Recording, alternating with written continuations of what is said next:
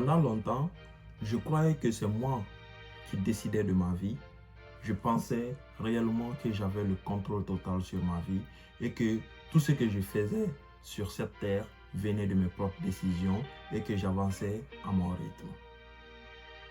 Mais très malheureusement, avec le temps, j'ai remarqué que ce n'était pas le cas. C'était plutôt les autres qui dirigeaient ma vie, à travers leurs pensées, leurs idées, leurs opinions, leurs peurs et tout ce qui s'ensuit. Le comble dans tout cela, c'est que je ne m'en rendais même pas compte. Si vous me découvrez aujourd'hui, moi c'est Ansoumane Camara.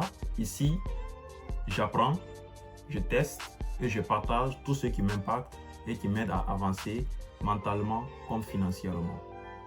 Eh bien oui, j'avais des rêves, j'avais des idées, j'avais des projets, j'avais beaucoup de choses qui se passaient à la seconde dans ma tête. Tellement que j'avais des idées, j'étais obligé d'en parler par-ci par-là avec les amis, les professeurs, les parents, la famille, tout le monde en quelque sorte. Et cela était ma plus grosse erreur. Parce qu'en faisant cela, toutes ces envies, toutes ces idées, tous ces projets que j'avais en tête, je ne parvenais pas à passer à l'action pour la réalisation de ceci. Et les quelques rares initiatives que je prenais aussi, je ne parvenais pas à aller au bout. Tout simplement parce que j'écoutais tout le monde. J'écoutais par-ci, par-là les amis, les frères, les parents et les professeurs. Tout le monde a un avis et tout le monde parlait de cela. Pour ceux qui me connaissent personnellement, j'ai à peu près 3 comptes Facebook et des pages Facebook où je comptais mettre en avant beaucoup d'actions, beaucoup d'idées, histoire de passer à une étape supérieure. Et très malheureusement, à travers la projection des peurs des amis, des frères, des parents, j'ai pas pu aller jusqu'au bout. Également sur cette plateforme TikTok ou sur YouTube, si vous me regardez sur YouTube, sur TikTok, j'ai eu à créer 2 comptes et tout, mais réellement, il y a un avec quoi j'ai pas pu aller au bout. Pas plus longtemps que la semaine dernière, avec les premières vidéos que j'ai partagées, il y a eu aussi quelques personnes, toujours qui n'ont pas pris conscience de ce mal qu'ils font à tant de jeunes que nous sommes en Afrique, parce que c'est de là où je viens. Ils sont permis d'appeler mes parents pour leur dire « votre fils il est comme ceci, il est comme cela ». Mais les parents ne comprenant pas ce qui se passe, ils ont directement attaqué Ansoumane sur ce sujet. Mais croyez-moi, je ne fais que commencer. Si auparavant vous avez pu freiner certaines de mes idées, certains de mes projets, certains de mes croyances, certains de mes rêves, croyez-moi, aujourd'hui vous ne pouvez plus faire tout ce que vous pensez avec moi et tout ce qui s'ensuit. C'est vrai, par le passé vous avez gagné parce que réellement j'ai voulu plaire à tous les regards. J'ai voulu me comporter selon tout ce qu'on me disait dans cette société. Et avec le temps, je voyais que je vivais plutôt pour les autres que de vivre pour moi-même. Donc sur ce, avec le recul, les pendules ont été mises à l'heure. Et je sais que je ne suis pas seul qui ait subi ce phénomène. Ça se vit en longueur de journée dans nos sociétés actuelles, surtout en Afrique. Ce n'est pas pour faire de la discrimination, mais il faut qu'on en parle. Aujourd'hui, quand on a des projets très jeunes, le fait d'en parler, ça peut créer beaucoup d'envie, ça peut créer beaucoup de dérangements. Et personnellement, j'en ai été victime assez. Avec toutes ces expériences, j'avais pris une première résolution, c'est-à-dire n'écouter personne. À un moment donné, je me suis coupé, et si on peut le dire, les oreilles, histoire de ne rien entendre venant de personnes concernant mes réalisations, concernant mes idées, concernant mes projets. Mais très malheureusement, cela aussi n'a pas été une très belle expérience, car ça revenait un peu à la même chose. c'est comme si j'écoutais tout le monde. La même manière que j'étais confus, c'est de la même manière aussi en n'écoutant personne que j'avais cette confusion. Donc, d'où vient le déclic? Le déclic est venu simplement au moment où je me suis assis, j'ai fait des recherches sur l'internet et essayé aussi de causer avec beaucoup de personnes, histoire de réellement savoir où me procurer des motivations, où aller pour avoir des conseils concernant mes idées. Parce que par le passé, il y a beaucoup de mes idées qui n'ont pas vu le jour, tout simplement parce que j'ai été en contact avec les personnes qui savent briser le rêve. J'écoutais, j'entendais seulement les faire attention, sois réaliste, tout ce que tu dis là, c'est impossible, on ne peut pas le réaliser, on ne peut pas le faire, pas ici, non, c'est ceci, c'est cela.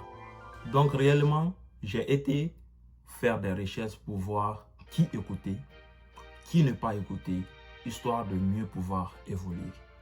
Et dans cette vidéo, nous allons discuter de tout cela. C'est très important de savoir qui écouter et qui ne pas écouter, car toutes nos actions seront menées et nos pas avanceront plus vite grâce à cela. Si on sait qui écouter, on ira plus vite. Et si on sait aussi qui n'est pas écouté, on ira encore plus vite, car cela va nous permettre de ne pas perdre nos idées, de ne pas perdre notre rêve et de ne pas perdre l'habitude de rêver, car rêver grand, c'est normal. Premièrement, nous allons parler d'abord de qui ne pas écouter. Les personnes à ne pas écouter, c'est facile de les reconnaître. Avant de te fier à une personne, cherche d'abord à savoir son parcours. Si réellement tu veux faire un projet, par exemple dernièrement, j'avais l'ambition de passer mon permis de conduire en une seule fois et le passer sans le faire une deuxième fois. Donc à ce niveau, les personnes que j'ai évitées, c'était quoi? C'était des personnes déjà qui n'ont jamais fait le test de conduite. Je ne suis jamais allé auprès des personnes qui n'ont jamais fait le test de conduite. Et puis, je ne suis jamais allé auprès des personnes qui n'avaient pas l'intention de le faire, qui trouvaient même que ce n'était pas important de le faire. À partir de cet exemple, je pense que vous avez compris.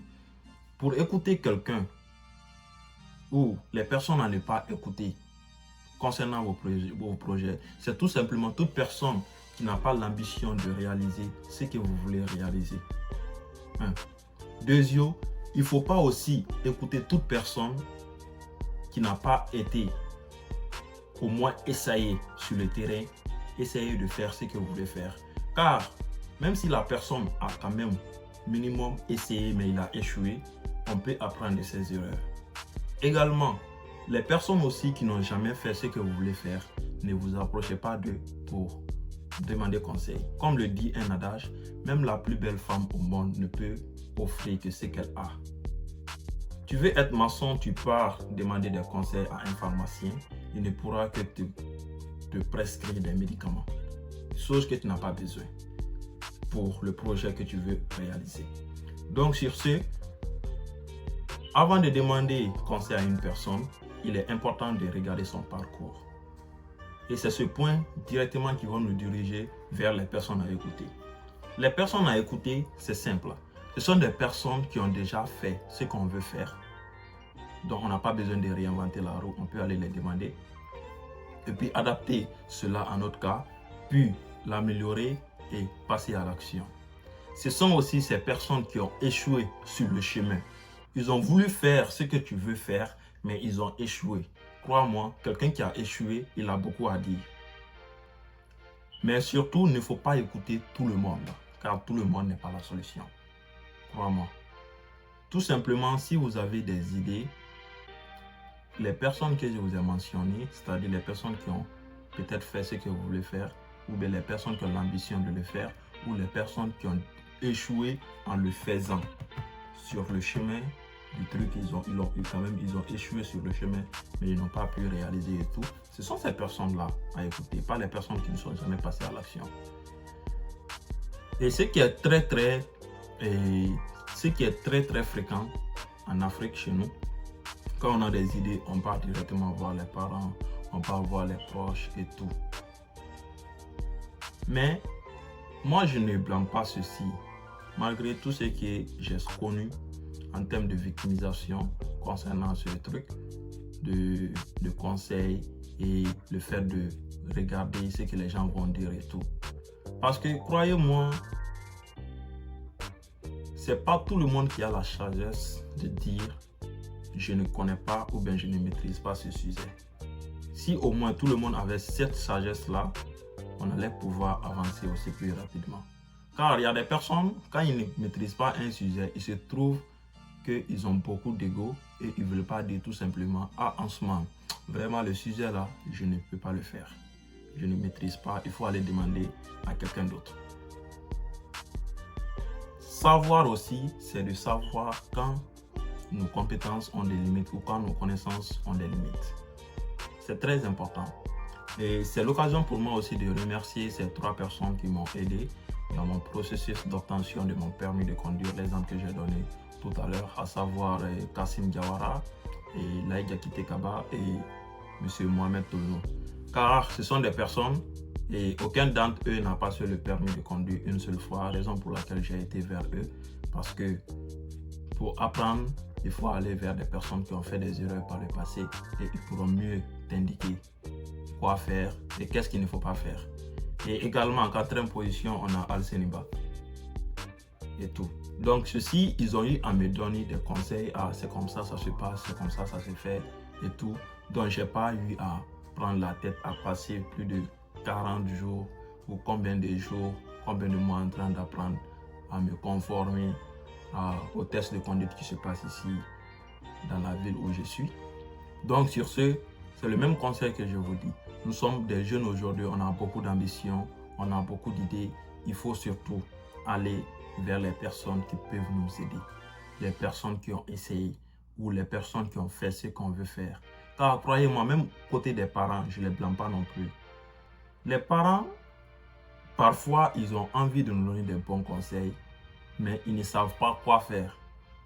Ils nous donnent des conseils qu'ils pensent que c'est bon pour nous, mais en grande majorité du temps, ce n'est pas le cas. Tous les parents, ce qu'ils recherchent, peut-être même certains parents ne le savent pas, mais ce que tout bon parent recherche pour son enfant, c'est quoi? C'est que je veux que mon enfant gagne sa vie dignement, gagne sa vie honnêtement et qu'il puisse vivre de son activité principale. Tous les parents en général, c'est ça leur ambition pour leurs enfants. Je veux que mon enfant grandisse dans la sécurité, il puisse trouver un emploi ou bien il puisse trouver une activité qui pourra lui permettre de se prendre en charge, de prendre sa famille en charge et de pouvoir vivre pour le restant de sa vie.